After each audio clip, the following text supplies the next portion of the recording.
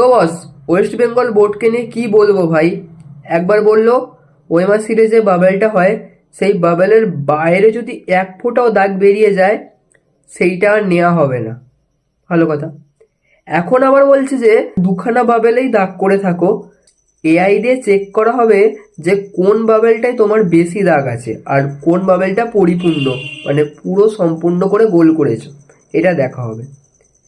এটা ভাই পরীক্ষার আগে জানায়নি, পরীক্ষা শেষ হতে এখন রেজাল্ট দেবে এখন জানাচ্ছে।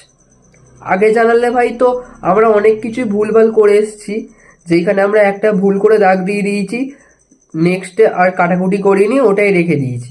আগে জানলে তো ভাই ওটাই করে আসতাম, যে দুখানাতেই দাগ দিয়ে আসতাম, যেটা ভুল করে দাগ দিয়েছি সেটাও থাকতো, আর আর যেটা সঠিক সেটাকে পুরোপুরি গোল করতাম। চোর পালালে বুদ্ধি বেরোয় বলে না, সেটাই এখন হচ্ছে আমাদের উপরে।